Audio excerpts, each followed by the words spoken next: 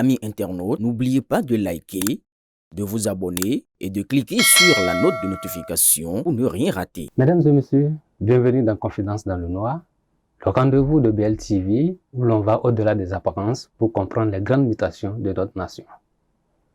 Aujourd'hui, alors que le Bénin s'apprête à tourner une page importante de sa vie politique, une question taraude les Béninois. Le progrès peut-il survivre à ses bâtisseurs? Pour y répondre, nous recevons une femme politique, proche collaboratrice du chef d'État Patrice Talon, qui est au cœur de ce changement qui s'opère depuis 2016. Elle incarne cette vision qui place l'humain au cœur de l'action gouvernementale. Madame Mariam Diaouga, épouse Saka, ministre conseillère aux Affaires sociales et au travail. Madame la ministre conseillère, bonjour et bienvenue sur ce plateau. Merci, cher ami Akilo.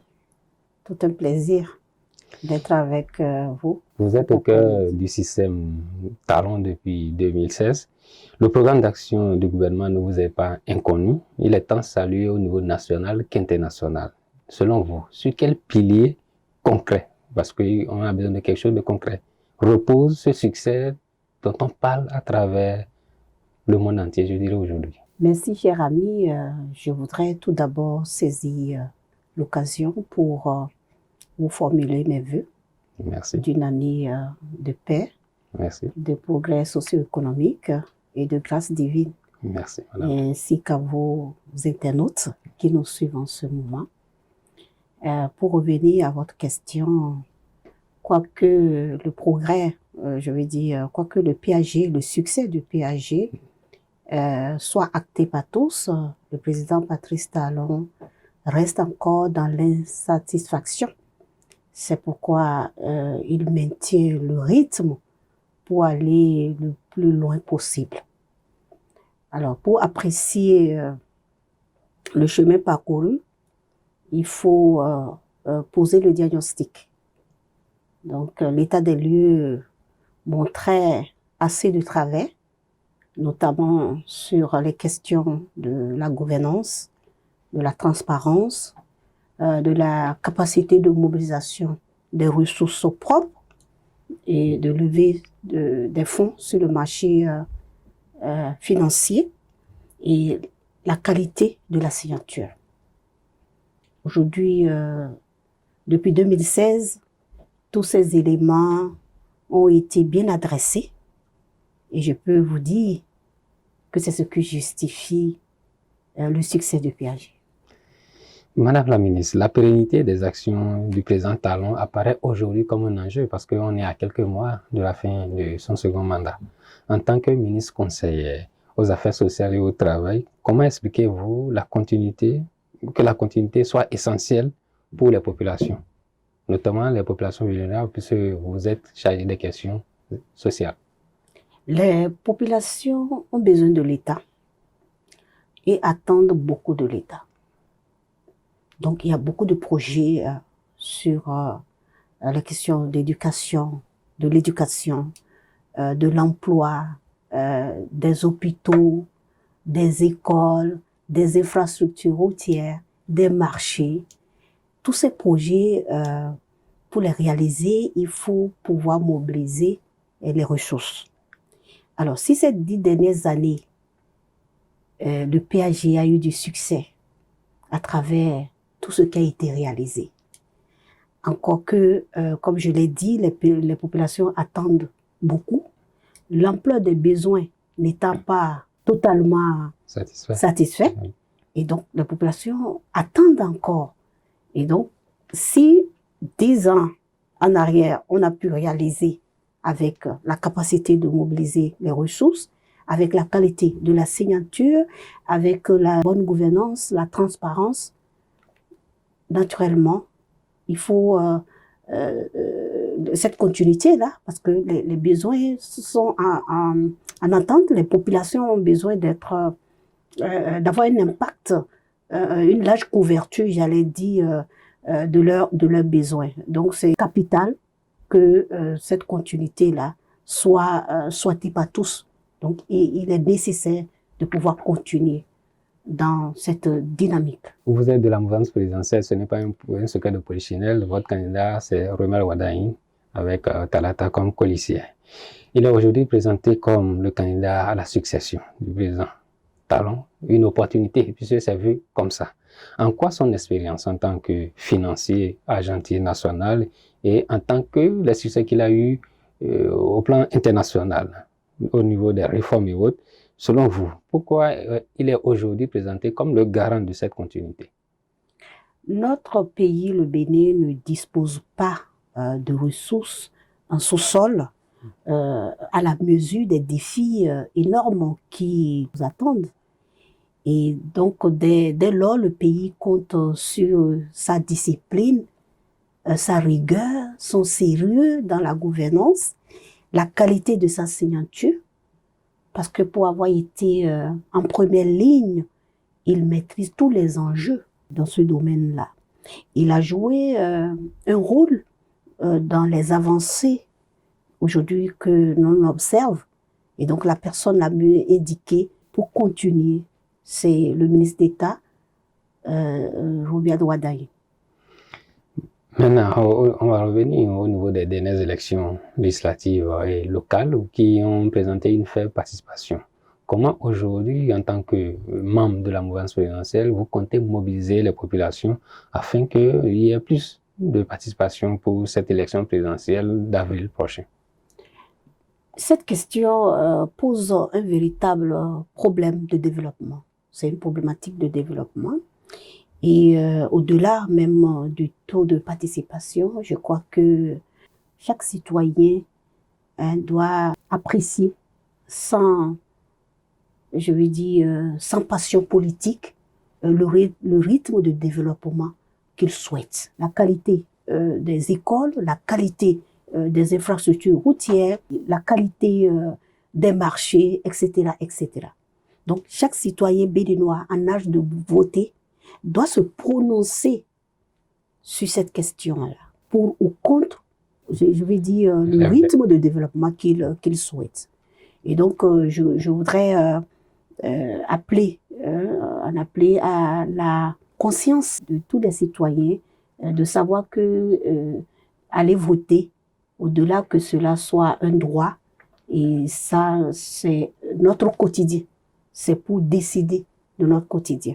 Et ici, nous avons 7 ans, parce que le législateur a voulu que les élections dans notre pays se fassent chaque 7 ans. Oui. J'en appelle à la responsabilité, à la conscience de tout un chacun des citoyens en âge de voter, de savoir que décider, c'est-à-dire aller voter, c'est décider de la qualité de développement, du rythme de développement que l'on souhaite pour son pays. Madame la ministre conseillère, au regard de la présentation que vous faites de votre candidat Robiaud Wadaye et de sa coalition, des gens d'expérience et autres, compte tenu des succès qu'il a engrangé, certains pourraient penser que le tout est déjà joué. Et quand on le dit, on se dit, bon, ce n'est plus la peine d'aller voter.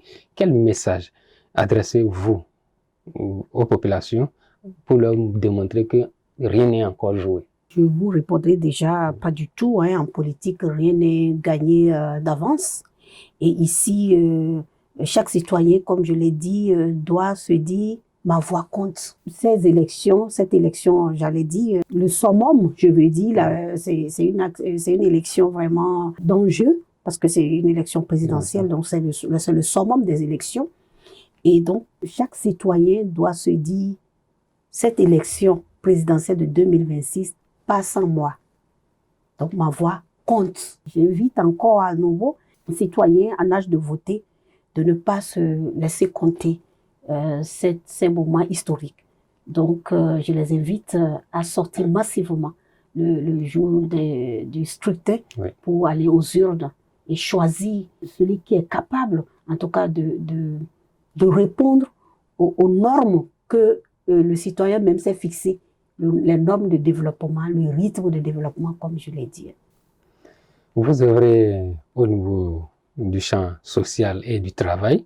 Aujourd'hui, quelles sont les actions concrètes menées sous le président Talon, qui est encore toujours là et qui mériteraient d'être continuées par votre candidat au cas où il remporterait ces élections? Alors, le président Patrice Talon, depuis 2016, a mené des actions sociales pour améliorer le bien-être et renforcer la résilience sociale.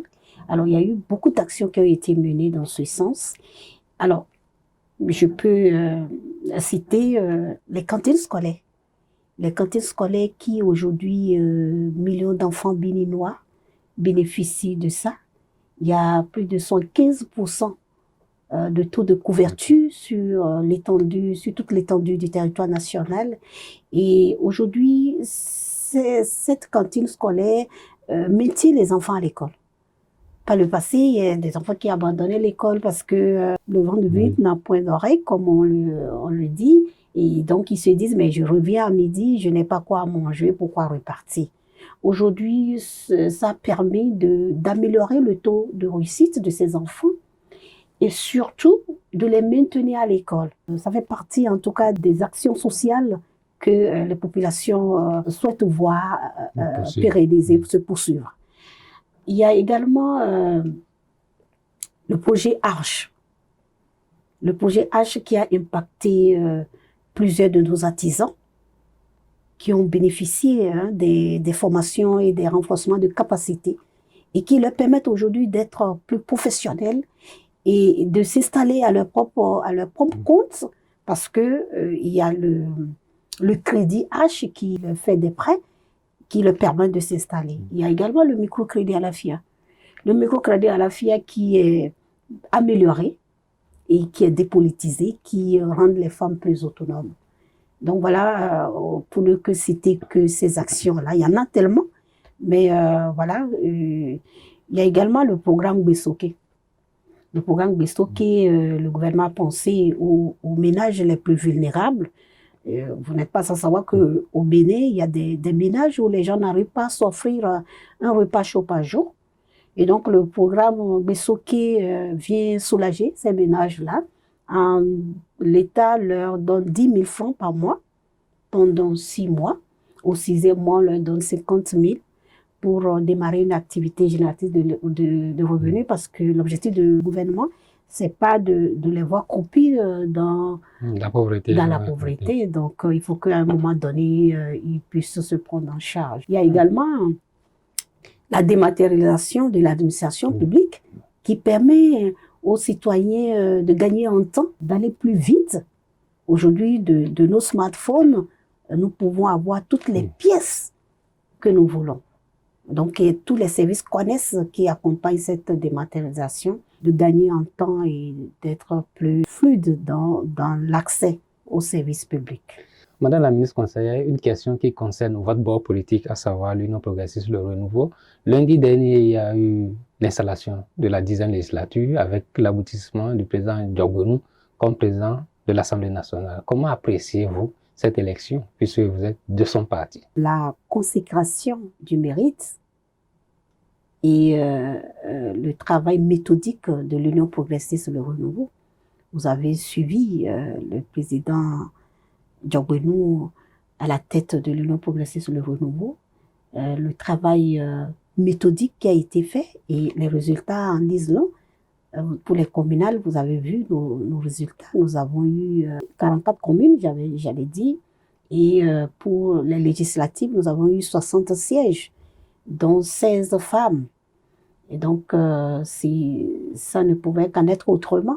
C'est le fruit du travail méthodique. Et donc, c'est le mérite. C'est l'homme qu'il fallait à la place qu'il faut. Voilà. Tout juste après son élection, il s'est levé pour aller serrer la main au président Ablaye Tchane, président du Bloc républicain. Comment trouvez-vous ce geste? Vous savez, le président Diogbenou, l'une de ses qualités les plus admirées, c'est l'humilité. Et donc, moi, je n'ai pas été surprise de le voir aller serrer la main à son aîné. C'est un signe d'humilité, un signe de grandeur. Madame la ministre conseillère, nous tirons vers la fin de l'émission. Pour conclure cette émission, quel appel lancez-vous aux Béninois et particulièrement aux femmes et aux jeunes pour qu'ils puissent s'engager activement dans l'accompagnement de cette trajectoire de développement que vous défendez ici sur ce plateau? Aux femmes, je leur dirais ceci. Elles constituent le socle de notre économie informelle et de nos familles. Donc, il y a plusieurs outils que le régime a mis en place pour leur autonomisation. Et également, au niveau politique, vous avez vu, il y a eu beaucoup d'avancées. Et donc, il faut que les femmes saisissent ces opportunités qui leur sont ouvertes pour que nos filles n'aient plus à se battre pour se faire entendre. Parce que tout ce que nous faisons aujourd'hui, nous le faisons pour les générations à venir. Et également aux jeunes, je leur dirais que le Bénin de demain se construit aujourd'hui. Et il y a une trajectoire qui nous a été tracée. Et donc, je leur demande de ne pas être des spectateurs et d'être plutôt des acteurs pour accompagner cette trajectoire de développement, pour que cela ne s'arrête plus jamais. Merci Madame la ministre conseillère, vous nous avez livré un message clair. Le développement est une chaîne et il serait dangereux d'en briser les maillons. Vous avez parlé de continuité, de confiance et surtout de responsabilité collective en appelant les populations à aller voter à travers leur bulletin de vote. Alors que le Bénin avance à grands pas vers le développement, on retient en résumé que le progrès ne s'hérite pas, il se défend. C'est aux Béninois de faire le progrès, d'accompagner le progrès qui est en marche. Madame la ministre, une fois encore, merci pour cette immersion au cœur de l'action sociale et du travail au niveau du gouvernement du Patrice Talon. Chers amis internautes, merci de nous avoir suivis et souvenez-vous qu'en démocratie, le dernier mot revient toujours aux populations. Merci et à bientôt.